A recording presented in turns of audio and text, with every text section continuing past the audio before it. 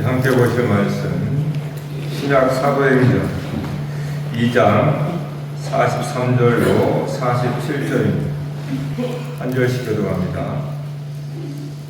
사람마다 영원한데 사도들로 말미암아 기사와 표적이 많이 나타나니 믿는 사람이 다 함께 있어 모든 물건을 서로 공용하고 또 재산과 소유를 팔아 각 사람의 필요를 따라 나누며 날마다 마음을 같이하여 성전의 모이기를 주고 질서를 내며 기쁨과 선한 마음으로 음식을 먹고 같이 하나님을 찬미하며 또 백성에게 칭송을 받으니 주께서 복 많은 사람을 날마다 더하게 하시리라. 아멘.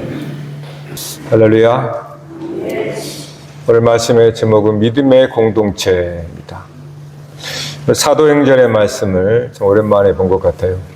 그래서 이번 연도는 사도행전 이하 서신서로 이렇게 아마 되어 있는 것 같습니다. 사도행전 말 그대로 사도들의 행적이다. 사도들의 행적을 기록한 책이다라는 그러한 이제 의미죠.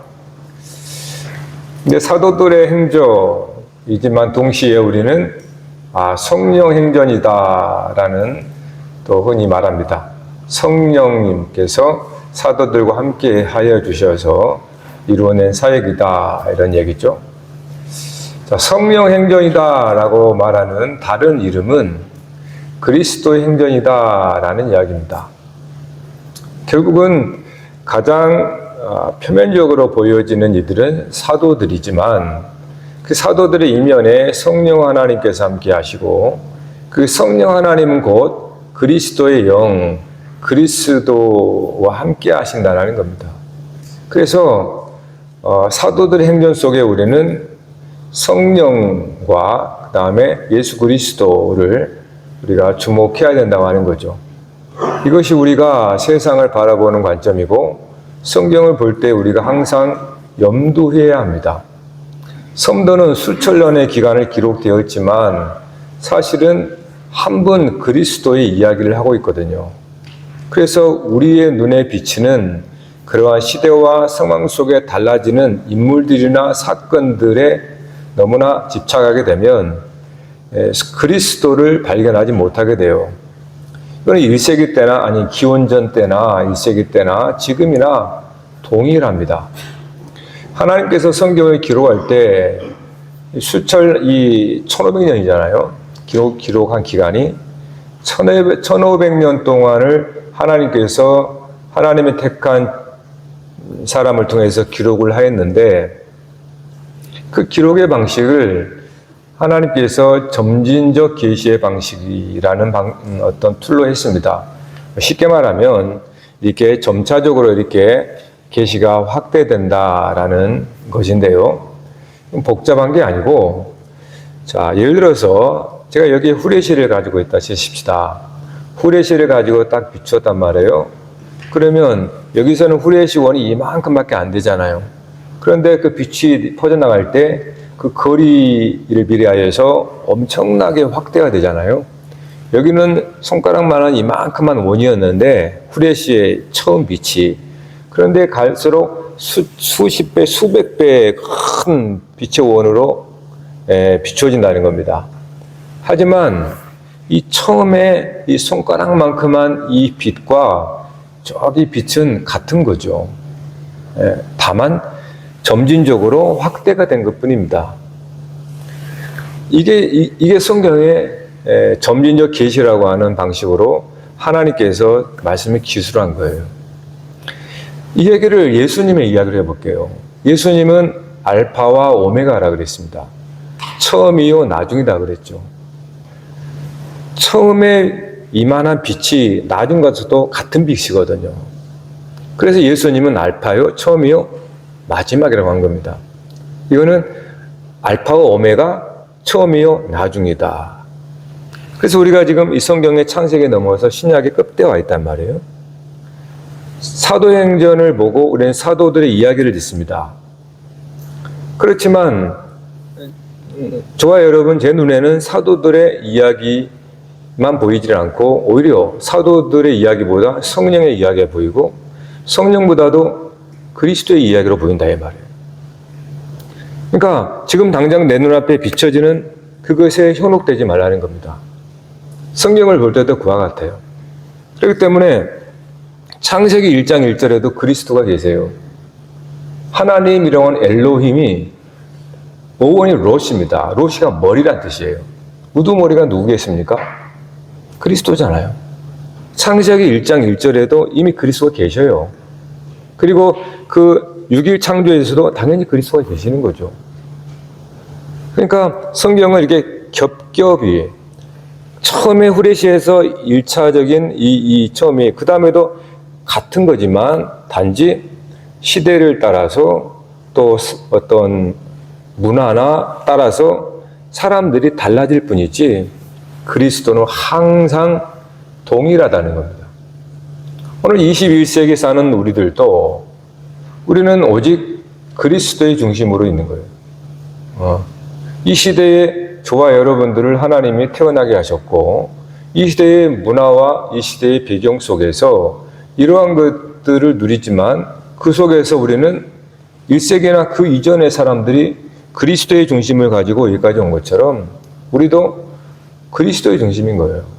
그래서 성경은 오직 한 번 그리스도를 얘기하듯이 저와 여러분의 인생이 다양하지만 그 다양한 속에서도 한 번 그리스도만을 이야기돼야 된다는 거예요. 그게 이제 사도행전을 우리가 볼 때 사도들의 행정 그러니까 사도들의 뭐 특별한 이야기 같고 사도들이 무슨 독창적인 어떤 일을 행한 것 같고 사도들이 자기의 어떠한 생각과 계획을 따라 고안해내는 이야기 같지만 전혀 아닙니다. 예수 그리스도의 행적을 반복하는 거예요. 그러니까 사도행전 속에서도 복음의 예수 그리스도의 공생의 사역을 재진술하는 것 뿐입니다. 달라지지 않아요. 오늘 여러분도 똑같습니다. 왜 우리가 예수 그리스도를 믿느냐? 왜 예수 그리스도를 나의 주라고 합니까? 그거는 저와 여러분 속에 그리스도의 중심, 그리스도가 드러나기 때문에 그래요. 그러니까 어떠한 수백, 수천 세대가 이렇게 와도 동일합니다. 그리스도의 중심이에요. 그러니까 누구도 인물이 드러날 수가 없어요. 누구도 사도들의 이름이 드러날 수가 없는 겁니다. 누구도 저와 여러분의 이름이 드러날 수가 없어요. 우리가 진실로 예수 그리스도를 주님이라고 믿는다면요. 그러니까 사도들의 이야기는 그리스도의 이야기. 그래서 그러한 근거들이 항상 하나님께서는 표현해 놓습니다. 오늘 말씀 중에 43절을 보면 사도들로 말미암아 기사와 표적이 많이 나타난다 이렇게 말씀하셨어요. 기사와 표적의 대명사는 누굽니까? 당연히 예수님이죠. 예수님의 공생애 가운데 얼마나 많은 기사와 이적을 행했습니까? 그러므로 당연히 기사와 기적이 나타나는 것은 그리스도가 함께 있다는 뜻을 보여주는 거예요. 구약을 한마디로 표적신앙이라고 합니다.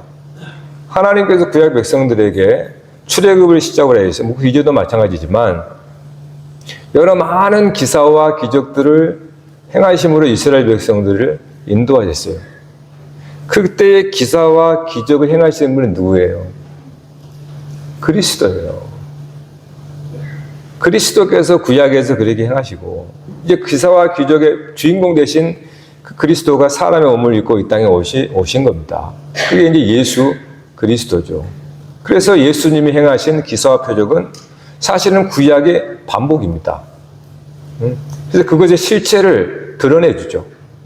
구약에서는 그 기사와 표적을 보면서도 그리스도를 발견을 못합니다. 깨닫지를 못했죠.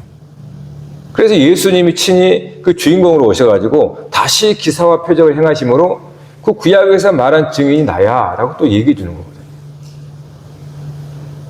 그래서 오늘 말씀은 사도행전인데 사도들의 기사와 표적이 나타났다 이렇게 말하잖아요. 그럼 사도들이 특별히 행한 건가요? 사도들이 이전에 없었던 그러한 기사와 기적을 행한 겁니까? 그렇지 않다는 겁니다. 흔하디 흔한 기사를 행한 거예요.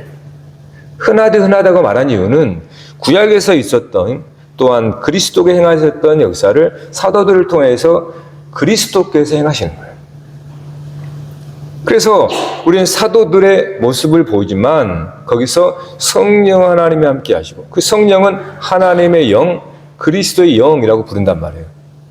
그리스도께서 그와 함께 하셔서 사도들에게 복음서에서 예수님이 한 복음 공생의 사역을 다시 사도들 가운데 재진술하는 겁니다. 이거는 오늘 우리 각자에게 똑같이 일어납니다. 복음서에서 예수 그리스도께서 행한 사역이 오늘 각 사람 가운데에 새로운 것이 일어나지 않아요. 우리가 보지도 못한 듣도 못한 일을 여러분들에게 행하지 않습니다. 하나님께서는 이미 그 예수 그리스도를 통하여서 이미 나타나시고 증거한 것을 오늘 우리들에게 행하시는 거예요. 그래서 우리는 거기서 그리스도를 만나게 되는 겁니다. 나에게 행한 모든 일들은 하나님이 허락하신 바예요. 그래 그 일은 다 그리스도 안에서 이루어지는 거란 말이에요. 그러니까 그런 기사와 기적, 표적이라고 하는 것들을 통해서 우리는 예수 그리스도를 만나게 돼요. 예수님이 기사와 기적, 이걸 표적이라고 그랬단 말이에요. 오늘 말씀에도 표적이라는 단어로 번역했습니다. 원래는 이적이라고 번역을 하기도 합니다. 근데 표적이라고 번역한 이유는 세메이온, 뭡니까? 지시하다, 표시하다, 나타나다 이런 뜻이거든요. 그러니까 표적하면 가리키는 겁니다. 그래서 우리가 복음서를 우리가 보면서 누차 말씀드렸듯이 예수님께서 그런 기사와 이적은 하나의 표적이다. 당신이 누구라는 것을 알려주기 위한 주의를 환기시키는 겁니다. 왜냐하면 그냥 말해서는 사람들이 듣지도 않고 그냥 무시하고 가니까 그런 기사와 기적을 통해서 환기시킨 다음에 사실은 이 일들이 왜 일어난 줄 아느냐, 이 기사과 기적이 무엇을 의미하는지 아느냐, 그리고 이 일을 행하시는 이가 누구냐. 그래서 반드시 기사와 기적이 일어난 이후에는 그리스도가 증거가 돼요. 자신이 하나님의 아들 그리스도라는 것, 구원자라는 것을 증거하는 겁니다. 그러니까 기사와 표적으로 마침이 되지 않아요. 이거는 만약에 기사와 기적으로 마침이 되면 오히려 이것은 뭡니까? 그리스도를 모르게 되는 것이 되어버려요. 그리스도를 알게 되면 더 이상 우리는 이정표와 같은 기사와 표적을 사실은 집착하지 않습니다. 이미 집에 당도한 사람이 그 이전에 집에 올 수 있도록 했던 이정표를 다시 우리가 볼 이유가 있겠습니까? 네. 한 번은 베드로가 이제 3장에 나오는 건데 성령 충만하여서 성전에 올라가는데 미문에 안진뱅이가 있죠. 나면서 안진뱅이. 그래서 그를 이제 일으켰습니다. 그러니까 이제 기사가 나타난 거죠. 이적이 나타난 거죠. 수많은 사람들이 알 거 아니에요. 성전에 올라가면서 항상 구걸하는 그러한 거린이 있었는데 나 이제 펄펄 뛰면서 걸어다니고 찬양 이러니까 그 소문이 얼마나 퍼지겠습니까? 삽시간에 퍼지는 거죠. 그러니까 그 많은 사람들이 그 일을 행한 베드로에게 몰려듭니다. 그래서 베드로를 향하여서 야 신이다. 이 사람이 아니야. 어떻게 이렇게 할 수 있지? 하면서 베드로를 주목해요. 그때 베드로 사도가 이런 이야기를 합니다. 베드로가 백성에게 말하되 이스라엘 사람들아 이 일을 왜 놀랍게 여기느냐? 우리 개인의 권능과 경건으로 이 사람을 걷게 한 것처럼 왜 우리를 주목하느냐? 여기에 제가 덧붙이면 어리석은 사람들아 왜 베드로를 주목하느냐? 왜 나를 주목하느냐?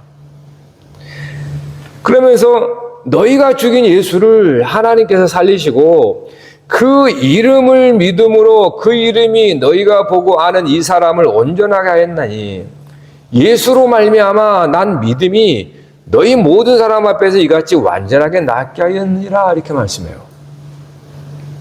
베드로는 자기를 향하여서 몰려오는 군중들을 두고 오히려 가슴을 칩니다. 나를 왜 주목하느냐? 이런 내가 행하는 게 아니다. 내 권능과 내 경건에 의해서 이루어진 게 아니다. 그 이름 예수 그리스도로 이 사람은 온전히 된 것이다. 이렇게 말하는 거예요. 베드로가 성령 충만한 첫 번째 설교에서 나온 거예요. 성령 충만한 자의 모습은 이런 거예요. 성령 충만한 자는 그리스도와 함께 있다는 걸 알아요. 환하게 합니다. 그래서 자기 자신이 드러나는 걸 극도로 두려워하는 거예요. 이건 내가 한 게 아니기 때문에 그래요. 그리스도가 함께 그리스도의 일이기 때문에 다만 그리스도께서 베드로를 통하여서 행하신 것뿐이에요. 그러니까 베드로는 자기가 주목되는 것을 너무너무 두려워한 겁니다. 이것이 만약 우리들에게 벌어진다면 어떨까요? 우리는 과연 베드로처럼 가슴을 치면서 어찌 나를 두려워하느냐 이렇게 말할 수 있을까요? 오히려 거기서 영광을 다 취하는 우리가 되지 않을까요? 무섭지 않습니까? 그래서 구하질 않아요. 저는 내가 나를 못 믿거든. 나는 이들보다 못하니까. 그런 누가 인정하고 칭찬하면 우쭐해서 이게 내 영광인장? 그게 내 모습이거든요. 차라리 안 구하는 게 낫습니다. 정말 나와 함께하는 분이 그리스도인가? 여러분 자신이 여러분 자신을 보고 실망합니까? 나와 함께하는 분이 누군가? 생각해야 되는 겁니다. 오늘 말씀은 어찌 보면 평이하기도 하고 어찌만 밋밋하기도 합니다. 왜냐하면 이 말씀 중에 간혹 우리들이 지금 경험할 수 있는 걸 하고 있거든요. 모여 있는 거 그렇잖아요. 모여서 떡을 떼고 또 뭡니까 찬송하고 온 백성이 함께 기뻐하고 이게 다 우리 이 교회의 모습이잖아요. 맞는 거예요. 교회는 그런 곳입니다. 교회의 중모습은 이겁니다. 즉 표적과 기사를 통하여서 그것이 무언지를 발견한 그리스도를 발견한 사람들의 모임입니다. 이것이 지금 사도행전 2장에서 초대교회 처음 2장에서 이 아름다운 모습이 나와요. 그리고 또 한 번 반복이 됩니다. 4장에서 반복이 돼요. 4장 마지막 절에 마지막 부분에 이 말씀이 그대로 반복이 됩니다. 자, 2번을 반복했다고 하는 것은 성경에서 말하는 참 진리다라는 뜻입니다. 율법에 의하면 신명기에 보시면 15장, 17장을 보시면 사람을 고소할 때 한 사람의 고소로는 그것을 받아들일 수 없습니다. 항상 죄라고 고소할 때는 그 사람과 다른 한 사람, 두세 사람이 증인을 해야 됩니다. 사람을 그때 구약에서 율법에서 해칠 때도 죽일 때도 한 사람으로서는 그 말이 참인지 거짓인지 확정을 하지 않습니다. 항상 두 사람 통해서 그 말이 참이다라고 증언을 하는 거예요. 그래서 성경에는 이처럼 율법에 의해서 하나님의 말씀을 확정하는 것으로 증거합니다. 오늘 말씀도 마찬가지예요. 만약에 이 말씀이 한 번만 나왔다면 그렇게 우리가 중점을 두지 않을 수 있어요. 그런데 2번을 나왔다는 것은 이 말씀은 참 말씀이다, 참 진리다, 참이다 라는 뜻이에요. 하나님의 말씀이다 라는 뜻입니다. 그러니까 성령 충만한 사람의 즉 교회나 그 우리들의 모습이 이 사도행전에서 2번을 이렇게 말씀한 것처럼 이거는 진짜 성령 충만한 자의 모습인 거야. 이것이 참이야 라고 하는 뜻이에요. 이걸 예수님의 패턴으로 말씀하면 진실로 진실로 이 뜻입니다. 2번을 진실로 진실로 네게 이르노니 2번을 그냥 하는 게 아니에요. 그냥 강조하기 위해서 한 게 아닙니다. 예수님은 율법의 주인공이십니다. 그분이 율법에 따라서 2번을 얘기하는 거예요. 그러니까 예수님이 진실로 진실로 이거는 참 말씀이야 진리야 라고 하는 뜻입니다.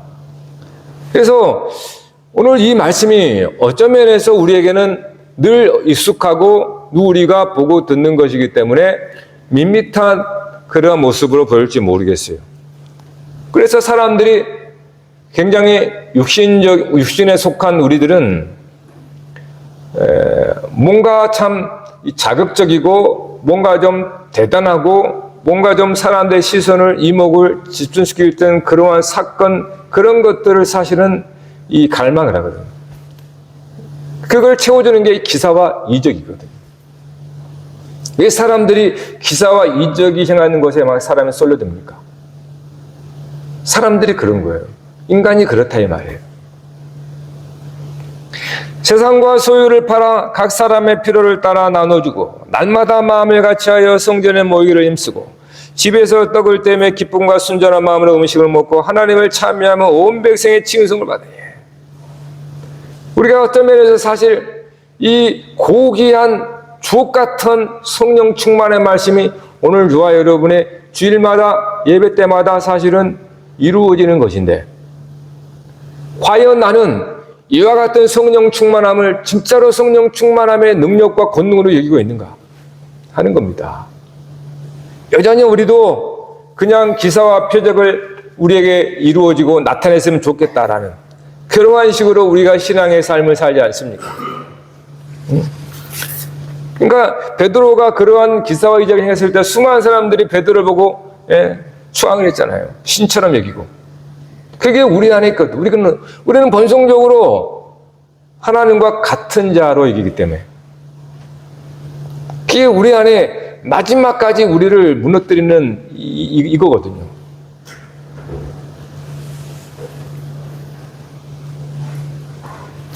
그래서 우리도 기사와 기적을 행하는 능력을 달라고 우리에게 기적을 행하여 주옵소서. 우리에게 놀라운 일들을 행하여 주옵소서. 그렇게 수많은 사람들이 부르짖곤 합니다. 그러나 정말로 그러한 부르짖음을 들은 그리스도께서는 어떤 마음이 들까요? 주여, 진실로 가슴을 치면서 주님, 내 것을 내 것으로 여기지 않게 해주세요. 내 것을 팔아서 필요에 따라서 다른 사람에게 나누어 주세요. 이러한 간절한 부르짖음과 이러한 외침이 여러분 들려지고 있습니까? 아니면 기적 같은 형통이 벌어지고 기적처럼 일들이 풀려지고 그러한 일들이 하나님께 영광이 되기 원합니다 라고 부르짖고 있습니까? 이스라엘 백성들은 누구보다도 기사와 이적에 가까이 있었던 사람입니다. 구약신앙 자체는 하나님께서 그들에게 기적과 기사를 통하여서 이스라엘 백성들을 이끄셨어요.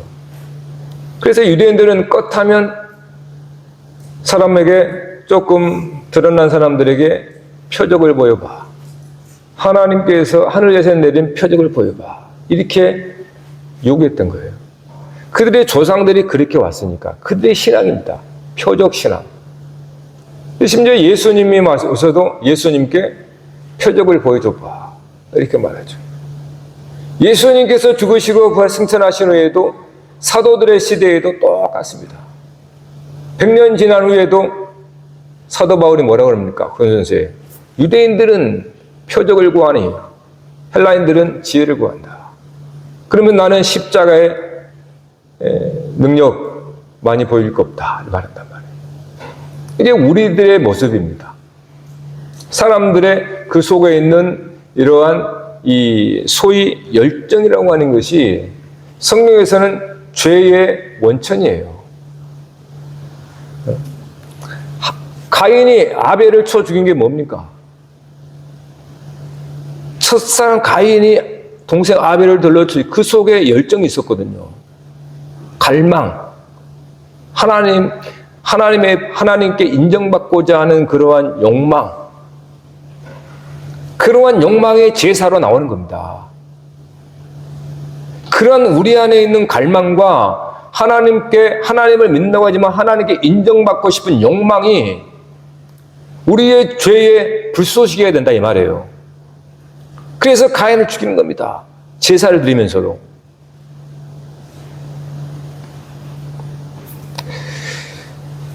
따라서 예수 그리스도가 하나님의 아들이라고 하는 우리가 발견한다면, 우리가 표적과 기사를 경험한 사람이구나 라는 것을 깨닫는 겁니다. 무슨 말인가 하면, 여러분, 예수님께서 수많은 병자를 고치셨잖아요. 그런데 예수님께서 수많은 병자를 고치신 거는 그들이 아직 그리스도를 모를 때입니다.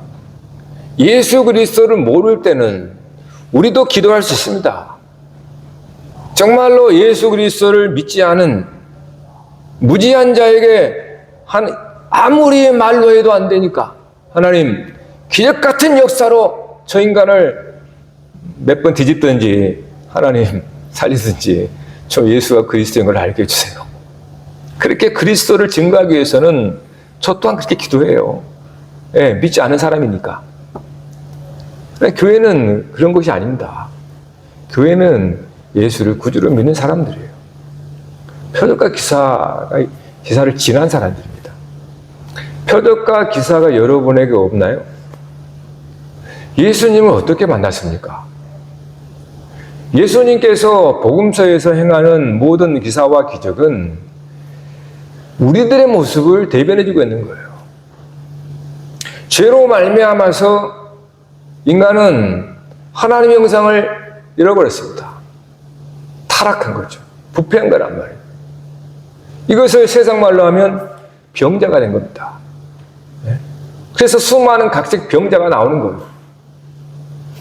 하나님의 형상에 병들어서 죄로 말미암아 병들어서 안진뱅이가 되어버리고 눈이 있으나 보지 못하고 귀가 있으나 듣지도 못하고 팔이 있으나 움직이지 못하는 중풍 문제가 되고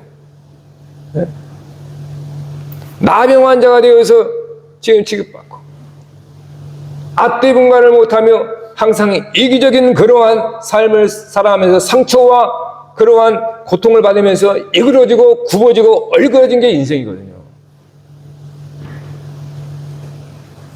누구도 내 것을 내 것이 아니라고 말할 수 없습니다. 그건 거의 불가능에 가까워요. 그게 삐뚤어진 인생이라는 거예요. 성령 충만하지 않으면 그 일들을 할 수가 없어요. 오늘 우리가 예배 가운데 헌금을 한다는 것은 그런 겁니다. 정말로 하나님, 내 것이 아닙니다. 하나님께서 이 생명에 잠시 맡겨준 것이고 다시 하나님께 돌려가는 겁니다. 그렇게 고백하는 믿음이 예물로 나타나는 거예요. 그러므로 성령 충만하지 않으면 그러한 일을 할 수가 없는 겁니다. 누구도 내 것을 팔아서 다른 사람의 필요를 따라 나눌 수 있습니까? 이것이 병자를 고치는 것보다 힘들어요. 내가 나를 부정한다라는 것은 한 나라를 정복하는 것보다 힘들어요. 성을 빼앗는 것보다 힘든 게 내 자신의 거짓스러움을 꺾지 못하는 거예요. 성령 충만하지 않으면 사도행전에 하나님께 참 말씀이라고 하는 일들이 우리 가운데 이루어지기 어렵다는 겁니다. 그래서 성령 충만한 가운데 나타나는 거예요. 성령 충만이라고 하는 것은 사로잡힌다는 뜻입니다. 성령께서 나를 꼭꼭 묶어버려요. 내 팔과 다리, 입술까지 다 묶어버리는 거예요. 그래서 꼼짝달싹 못하는 게 성령 충만이에요. 그리고 하나님께서 말씀한 대로만 말하기만 입술을 열리는 거예요. 하나님은 닫아버리고 열 때 말하는 거예요. 내 팔과 손이 내게 아니에요. 주님의 손과 팔이 된다는 거예요. 이게 성령 충만하다는 거예요. 그러니까 성령 충만하는 거의 죽은 자와 같다라는 겁니다. 나 자신을 부정하고 십자가잖아요. 내가 성령 충만할 때 이루어지는 거예요. 왜요? 그것은 죽은 자와 같이 내가 꼭꼭 주님 앞에 묶어져 버리기 때문에 주님이 이끄는 대로 갈 수밖에 없는, 주님이 입을 열어줘야 말하는, 입 닫아버려 말하지 못하는, 이게 성령 충만하다는 거예요. 그러니까 그런 사람에게 일어나는 것이 오늘 이 말씀이에요. 내 것은 내 것을 여기지 아니하고 사람의 필요를 따라 나눠줄 수 있는 것, 이거 우리의 의지가 될 수가 없는 겁니다. 네. 여러분이 죄가 뭔지를 조금이라도 안다면 죄인으로서는 절대로 일도 일어날 수가 없어요.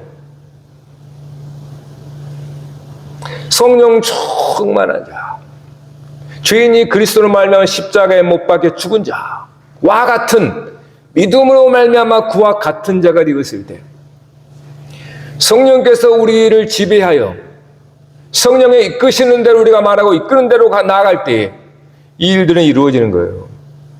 교회가 기도할 것은 이와 같은 성령 충만인 겁니다. 무슨 귀자와 표적을 행하는 게 아니에요. 그거는 밖에 나가 선교제 가서 하면 돼요. 예수 믿지 않는 사람들에게 도대체 말로 이거 안 되는가? 그러나 교회는 기사와 표적으로 혼란스럽게 만드는 게 아닙니다. 기사와 표적 행하면 눈이 휙 돌아가 버려요. 얼마나 혼란스러운지 몰라요. 그러나 교회는 평안한 곳입니다. 더 이상 기사와 표적이 필요가 없어요. 왜요? 그거를 거쳐서 온전한 사람이 됐기 때문에. 예수님을 만난 사람들은 모든 병자들, 각색 병자들, 죄인 취급받던 자들이 예수를 만나면서 어떻게 됩니까? 정상적인 사람이 된 겁니다. 이거를 치유받았다라고 말하는 거죠. 오늘 저와 여러분 예수를 만난 것은 치유받은 사람이기 때문에 이 자리에 있는 겁니다. 정상적인 사람이라고 말해요. 예수를 만나지 않은 사람은 비정상적인 상태, 영적으로 죽은 상태, 병자와 같이 눈이 있어도 보지 못하고 하나님 말씀을 알았지 못하고 하나님을 보아도 보지 못하고 나병과 같이 아파도 아픔을 느끼지 못하고 죽어 있음에도 자기가 죽은지도 모르고 그게 병자예요, 다. 그래서 여기 있는 저와 여러분들은 그런 일그러지고 굽어지고 만신창이가 된 상처와 아픔을 통하여서 정말 인간인지 짐승인지 모르는 우리의 모습이 그리스도께 찾아와서 우리를 만나서 우리에게 손을 얹어주셔서 우리를 낫게 하셔서 온전하게 한 겁니다. 이 온전한 것이 사람이고 능력이라는 거예요. 여러분 세상 살기 힘들잖아요. 왜요? 제정신 사람 없거든요. 다 자기 이기적인 겁니다. 원래 사람은. 네? 자기밖에 모르는 게 없어요. 그러니까 그렇게 힘든 거예요, 여러분. 그 속에서 여러분이 그래도 우리는 치유받아서 예수를 만나서 정상적인 사람이 되었다라고 하는 사람들이에요. 그런데 정상적인 사람이 비정상적인 일을 행합니까? 치유와 기적은 비정상적인 겁니다, 사실은. 그것은 간혹 하나님께서 하다 못해서 간혹하는 거예요. 통상적인 은혜가 아니라 비상적 은혜라 그래요. 그래서 그러니까 기적과 이석은 자연의 이치를, 대자연의 원리를 망가뜨리고 하나님이 모든 질서는 무질서하게 만드는 일시적으로 그런 거란 말이에요. 그러니까 기적과 기사를 통해서 우리는 비정상적인 삶을 살았습니다. 태어나면서부터. 예? 다른 사람을 사랑하지 못하고 이웃을 사랑하지 못하고 오직 나밖에 모르는 내 거밖에 모르는 게 인생인 거란 말이에요. 내 것도 네 거, 네 것도 내 거. 예? 이게 우리의 모습이에요. 그래서 나 하나 앞에 늘 부끄러운 거예요. 성령 충만하지 않으면 주님, 내가 나 자신의 이러한 부분을 내가 이길 수가 없습니다. 나를 꽁꽁 묶어주세요. 네. 수많은 병자들이 주님을 만나서 온전케 된 거잖아요. 가라사 땅 군대 계신 들인 자, 가라사 땅 군대 계시는 자, 거기 동네 사람들이 아무리 그 사람을 잠잠하게 하려고 할 수가 없었잖아요. 밧줄로 묶고 밧줄도 끊어버리고, 아니니까 쇠사슬로 사람을 묶어놔요. 군대 귀신 들렸다고. 소리 고래고래지며 무덤에서 왔다 갔다 살고 자기 몸을 헤아며 피 흘리며 사는 그 사람 예수님께서 가잖아요. 딱 가니까 예수님 앞에 무릎을 딱 꿇고 온전한 옷을 입고 딱 서 있지 않습니까? 동네 사람들이 보고, 아니 어떻게 저 사람이 온전한 사람이 되었지? 라고 하는 거예요. 여러분, 저와 여러분에게 이적과 표적이 필요하다는 얘기는 우리는 비정상적인 사람이라는 뜻입니다. 사랑하는 성도 여러분, 교회를 성경에서는 마리아로 비유를 해요. 마리아를 통해 예수님이 나왔기 때문에. 그게 교회입니다. 지금도 교회는 마리아처럼 예수 그리스도를 잉태하고 예수 그리스도의 형상을 낳습니다. 근데 마리아가 막달라 마리아였어요. 이름도 동일해요. 왜 그랬습니까? 하나님께서 말씀하는 거죠. 막달라 마리아는 7 귀신 들린 여인입니다. 7 귀신 들린 여인이 예수님 통하여서 7 귀신이 떠나가자. 그는 마리아가 된 거예요.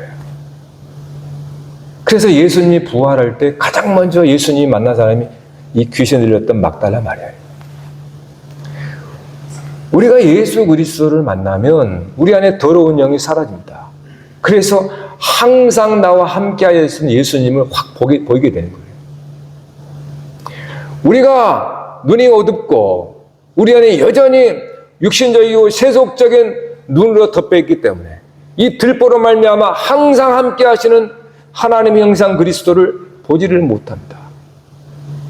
그래서 항상 우리는 주님이 어디 있어? 말은 하지 않지만 행동은 그렇게 하고 있어요. 주님은 항상 우리를 떠나지 않고 있습니다. 우리의 눈이 어두워진 것뿐이에요. 우리 안에 7 귀신이 따라가면 주님이 우리 눈에 보이는 거예요. 욥이 예전에는 귀로만 들었던 하나님, 이제는 내가 눈으로 보나이다. 그게 교회의 성령 충만한 모습인 겁니다. 여러분, 교회는 오직 한 가지로 모이는 겁니다. 믿음입니다. 의인은 믿음으로 말미암아 살리라 그랬어요. 근데 우리가 세상에 살다 보니까 세상과 자꾸 교회가 비교돼요. 그래서 어떻게 세상 교회보다 못한 이런 말도 해요. 참 모르는 사람입니다. 그래서 교회가 투명하지 않니? 투명해야 되니? 교회가 뭐 이런 얘기가 나와요. 소통이 되냐 안 되니? 여러분, 소통이 되면 모든 게 해결됩니까?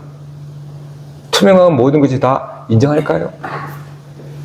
사람이란 죄성은 그게 맞아도 틀리다고 얘기합니다. 믿기 때문에. 사람이 원래 그래요. 그게 맞아도 틀리다고 얘기해요. 교회는 세상의 그러한 시스템이나 세상에서 말하는 그러한 뭐 이런 것 때문에 교회가 되는 게 아니에요, 여러분. 그거는 죄가 모르기 때문에, 죄가 뭔지 모르기 때문에 그 얘기를 하는 겁니다. 교회는, 저와 여러분이 모인 이유는 이곳을 세상과 같은 투명하고 소통 잘 되는 것을 만들려고 하는 게 아닙니다. 저와 여러분 믿음은 딱 한 가지밖에 없어요. 교회는 그리스도의 몸이다. 교회의 머리는 그리스도이다. 이것으로만 모이는 겁니다. 네? 믿음이 없어져 버리면 세속적인 것들을 끄집어 와요. 그게 마치 교회가 건전하고 얘기한단 말이에요. 그렇지 않아요, 여러분. 여러분의 죄성이라는 것은 십자가에 죽는 것이 아니면 해결이 안 되는 겁니다. 우리의 죄라는 것은. 아무리 인간이 그 안에는 기발한 것도 교회를 이룰 수가 없습니다. 오직 한 가지예요. 그리스도가 우리의 교회의 머리가 되신다. 우리는 그의 지체이구나. 이 믿음 한 가지가 교회가 되는 겁니다. 사랑하는 성도 여러분, 믿음이 있으십니까?